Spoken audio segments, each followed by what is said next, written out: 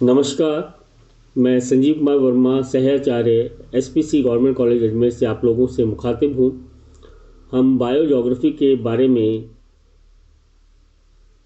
कई पॉइंट्स के बारे में पूर्व की कक्षाओं में चर्चा कर चुके हैं।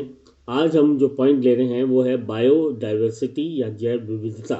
इसका अर्थ व परिभाषा, उसकी क्या नीड है या क्या इसकी आवश्यकता है, उसके बारे में आज की कक्षा में हम चर्चा करेंगे। अर्थ व परिभाषा। प्रकृति में असंख्य एवं नाना प्रकार के जीव जंतु व पादप मिलते हैं। पादपों व प्राणियों की भिन्नता विभिन्न स्तर पर देखी जा सकती है। भूपृष्ठ पर दिखाई देने वाली जीवों की विविधता अरबों वर्षों से हो रहे जीवन के सतत विकास की प्रक्रिया का परिणाम है। पारिस्थितिक तंत्र में संतुलन बनाए रखने के लिए जीवों में विविधता होना आवश्यक है। आधुनिक मानव के क्रियाकलापों द्वारा जैव विविधता का निरंतर क्षय हो रहा है या उनमें कमी आ रही है।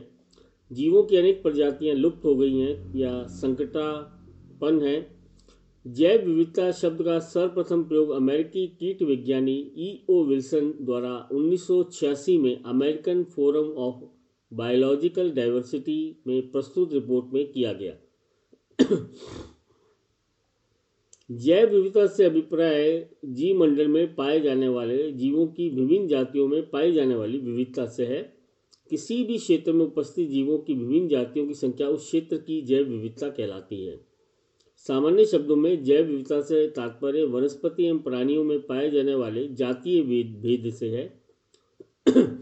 जैव विविधता का विस्तार मृदा में उपस्थित सूक्ष्म जीवाणुओं से लेकर हाथी जैसे विशालकाय प्राणियों, सूक्ष्म लाइकेन से लेकर विशालकाय रेडवुड वृक्षों तक और अति सूक्ष्म प्राणी प्लैंकटन से लेकर स्थूलकाय व्हेल तक पाया जाता है।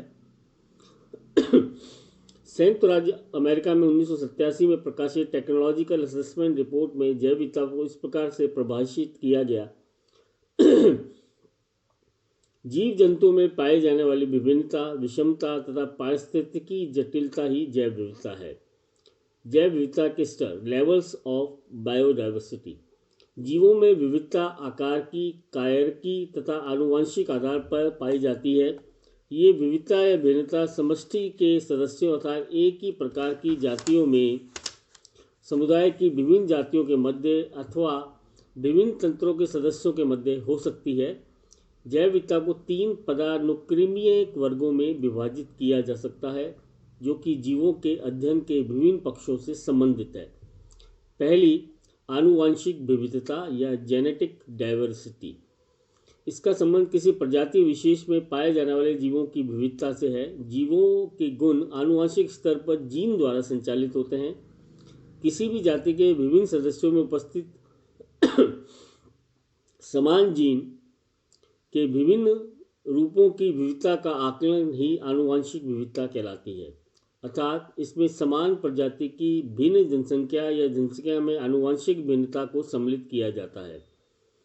भारत में पाई जाने वाली चावल या आम की सैकड़ों परंपरागत प्रजातियां अथवा गैंडे की विभिन्न प्रजातियां इसके उदाहरण हैं। समान जीवी अनेक रूपों में उपस्थित हो सकता है। किसी भी जाति के सदस्यों में आनुवंशिक भिन्नता जितनी कम होगी उसके विलुप्त होने का खतरा उतना ही बढ़ जाएगा, क्योंकि वह वास्तव में वातावरण के अनुसार अनुकूलन करने में विफल रहेगी। वातावरण में परिवर्तन के कारण एक ही प्रकार के जीवों के गुणों में जीन की भिन्नता उत्पन्न हो जाती है। इसी विभिन्नता के कारण विभिन्न प्रकार की किस्मों का प्रादुर्भाव होता है। दूसरी है जाति विविधता, जिसको हम स्पीशीज डाइवर्सिटी कहते हैं। जीवों की विभिन्न जातियों की प्रकृति में विशिष्ट भूमिका होती है। एक वंश में विभिन्न प्रकार की जातियां उपस्थित होती हैं। एक वंश की विभिन्न जातियों के मध्य जो विविधता मिलती है वह जातिगत जैव विविधता कहलाती है। उदाहरणार्थ, सिट्रस वंश में संतरा, नींबू, मौसमी, चकोतरा, किन्नू इत्यादि विविध खट्टे रसदार फलों की जातियां सम्मिलित होती हैं। किसी क्षेत्र में एक वंश की जातियों के मध्य जितनी भिन्नता मिलती है ये जाति स्तर की जैव विविधता को दर्शाती है। विषुवत रेखीय सदाबहार वनों में सर्वाधिक व्यक्तिगत या जातिगत विविधताएं पाई जाती हैं। तीसरी प्रकार की विविधता होती है पारिस्थितिकी तंत्र विविधता या इकोसिस्टम डाइवर्सिटी। पृथ्वी पर अनेक आकार एवं प्रकार के पारिस्थितिक तंत्र पाए जाते हैं।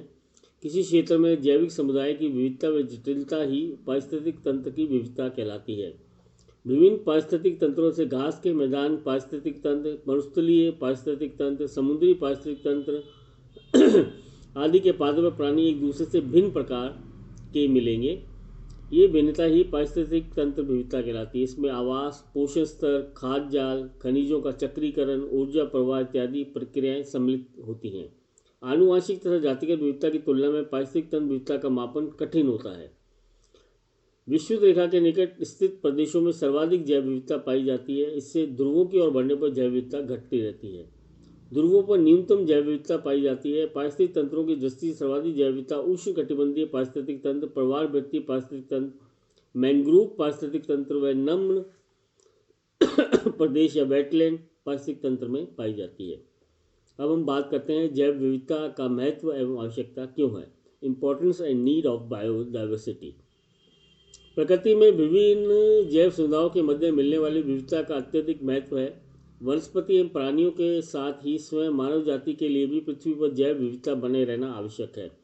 इससे मानव की आधारभूत आवश्यकताओं की पूर्ति होती है। जैव विविधता पृथ्वीवासियों की साझी संपदा है, जिसे बचाए रखना विश्व समुदाय का महत्वपूर्ण दायित्व है। जैव विविधता का महत्व या मूल्य विभिन्न रूपों में देखा जा सकता है। पहला, उत्पादक व उपभोक्तात्मक उपयोग, प्रोडक्टिव एंड कंज्यूमेटिव यूजेज। विभिन्न जीवों की प्रकृति उत्पादक की है। जितने प्रकार के विभिन्न पादप व प्राणी होंगे, उससे प्राप्त होने वाले पदार्थ में उतनी ही विविधता लिए होंगे। वनों से विविध प्रकार की लकड़ी, फल फूल, जड़ी बूटियाँ, पशु उत्पाद आदि इसी कारण प्राप्त होते हैं। मानव अपने आपत्ति काल या उत्पत्ति काल से विभिन्न आवश्यकताओं की पूर्ति के लिए जीव जगत पर निर्भर रहता है। वनस्पति में भिन्नता के कारण उस पर निर्भर प्राणियों में भी भिन्नता है। स्थानीय स्तर पर ईंधन के लिए लकड़ी, पशुओं के लिए चारा, शहद, मांस, मछली, औषधि आदि का उपभोग जीवन निर्वाह हेतु किया जाता है। प्राकृतिक संसाधनों के अत्यधिक दोहन के कारण जैव विविधता घटती जा रही है। इसका प्रभाव उत्पादक एवं उपभोगात्मक उपयोग पर प्रत्यक्ष रूप से पड़ा है। दूसरा है सामाजिक मूल्य या सोशल वैल्यू। विभिन्न जीव जंतुओं को मानव समाज का अभिन्न अंग माना गया है। प्राचीन समाज में पर्यावरण संरक्षण की अवधारणा जीवन शैली में निहित थी। वृक्षों को काटना, जल स्रोतों को दूषित करना जीव जंतुओं के प्रति क्रूरता को पाप एवं निर्दयी या निंदनीय समझा जाता था। अतः सामाजिक मूल्य प्राकृतिक संसाधनों को संरक्षित करने में सहायक थे। वृक्षों की पूजा करना, नदियों को माता तुल्य मानना, जीवों के प्रति दया भाव रखना हमारे सामाजिक मूल्यों में समाहित था। जनसंख्या वृद्धि व औद्योगिकरण के कारण जैविक संसाधनों का अंधाधुंध दोहन होने लगा। आगे बढ़ने की प्रतिस्पर्धा में समाज के जीवन मूल्य पीछे छूट गए। वनवासी समुदाय के लिए जीव जंतुओं की विविधता आज भी जीवन का आधार है। इनके रीति रिवाजों में विभिन्न वृक्षों व जंतुओं का महत्व मिलता है। अगला जो पॉइंट है वह है नीतिपरक मूल्य या एथिकल वैल्यू। पृथ्वी और जीव जंतुओं की विविधता को बनाए रखना प्रारंभ से ही मानव की नीतिपरक मूल्यों में सम्मिलित रहा है। इस विविधता का आचरणात्मक महत्व भी है। विभिन्न जीव जंतुओं के विशिष्ट गुणों ने मानव को अनुकरण हेतु प्रेरित किया है। पंचतंत्र में उल्लेखित वन्य प्राणियों की नीति कथाएं प्रेरणास्पद हैं। शेर जैसी निडरता, बगुले जैसी एकाग्रता, हिरन जैसी चपलता, काग जैसी चेष्टा आज भी मानव आचरण के प्रतिमान माने जाते हैं। जूडो, कराटे, कुंफू आदि मार्शल आर्ट वन्य प्राणियों से प्रेरित हैं। विभिन्न पेड़ पौधों में देवी देवताओं का वास जंतुओं को उनकी वाहन मानकर उनके संरक्षण को दैनिक दायित्व समझा जाता था। चौथा जो आवश्यकता है बायोडाइवर्सिटी वो है सौंदर्यगत मूल्य के कारण, एस्थेटिक वैल्यू के कारण। मानव को सदैव प्रगति की गोद सुगत रखती है। वन उपवन नाना प्रकार के जीव जंतु प्राकृतिक सौंदर्य के प्राय है। इन्हें प्राकृतिक परिवेश में देखकर कौन मुग्ध नहीं होता है। चिड़ियों की चहचहाट, पवन के झोंकों से झूलते विशाल वृक्ष, कुलांचे मारते हिरन के छोने, कोयल की कूक व पपीहे की पीपी, भला किसका मन नहीं मोल लेती। प्राकृतिक सौंदर्य के लिए विविध जातियों के पेड़ पौधों व जंतुओं का पर्याप्त संख्या में बने रहना आवश्यक है। जैव विविधता बनी रहेगी तो प्राकृतिक सुषमा बनी रहेगी। जैव विविधता से संपन्न स्थल अंतर्राष्ट्रीय स्तर पर सैलानियों की पहली पसंद माने जाते हैं। पांचवा जो इसकी आवश्यकता है वो है पारिस्थितिक मूल्यों कारण, इकोलॉजिकल वैल्यू के कारण। जैव विविधता का सर्वाधिक महत्व पारिस्थितिक संतुलन को बनाए रखने के लिए है। प्रत्येक पारिस्थितिक तंत्र के समस्त जैविक घटकों का विशिष्ट महत्व होता है। उत्पादक, उपभोक्ता एवं अपघटक के रूप में सम्मिलित पादप व प्राणी पारिस्थितिक तंत्र के संचालन के आधार होते हैं। इनमें से किसी भी जाति के पादप या प्राणी की संख्या घटने पर पारिस्थितिक तंत्र में असंतुलन की स्थिति उत्पन्न हो जाती है।